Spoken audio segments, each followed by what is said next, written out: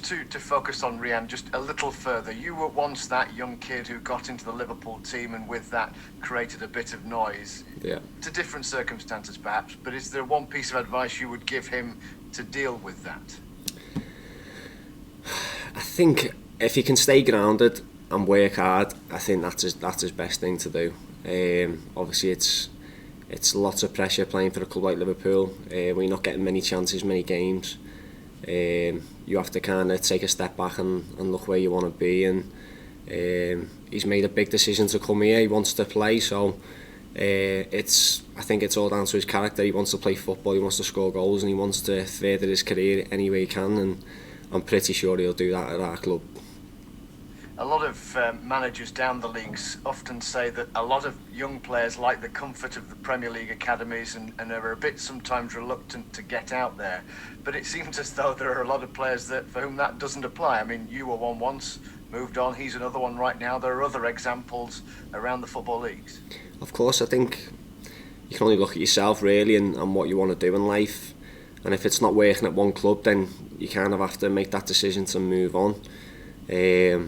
You know, football's hard as it is. You don't really want to go out the picture. You want to continue playing and play week in, week out. I mean, that's always been my goal, is never to really, you know, sit somewhere where it's not where you're not wanted, but you're not being used to your full capabilities. So to go out and find a club that suits you is a big ask, but it's something you've got to do in life to further your career. What does it mean to you now that you have a chance for regular first team football for the rest of this season?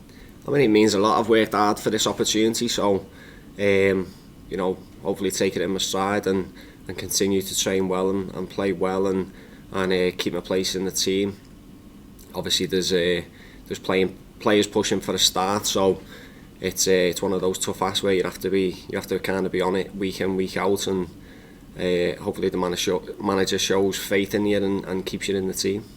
And how have you found adapting to the process of replacing Jack's role, if you like? Because Chris and Jack play quite specific roles as centre-halves, don't they? Yeah. And it can be different to how other centre-halves play in different formations. Of course, I think if you look at it, the workload's a lot harder than playing as a two in centre-half roles, but I think I've adapted well to it. I understand the role. We've kind of not had that bit of momentum where you can kind of freely play the role just because of the results we've had. So maybe we've been a bit under pressure and we haven't kind of expressed ourselves as much as we want to. But I'm sure over the next coming weeks, it's obviously early on in the season, so then performances will come and we'll get the results that we want. Yeah, it's early days, of course, but Chris was talking about an anxiety setting in during the Fulham match. Can that be worked on away from the field, or are you just hoping to force something that goes for you that brings that confidence? I think, you know, we even after the full game, we spoke as a group. We understood what we need to do better and what we done wrong in the game, which I think is a massive plus for the characters in this squad, because there's not many teams where you'll get that, where you look instantly after the game and you'll speak to each other. And I know there's a few texts in the group chat where we looked at things and we needed to improve on. So I think that's a massive bonus going into Saturday. Obviously we got the points and we're off the mark in terms of that. So it's just looking at improving week in, week out, and hopefully getting the 3 points.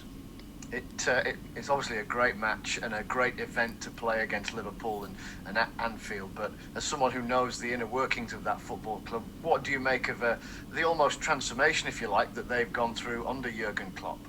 Yeah, it's massive. There was a few years when I was there where it was kind of they weren't at the level that they should be, but obviously since Jurgen's come in, he's done a fantastic job.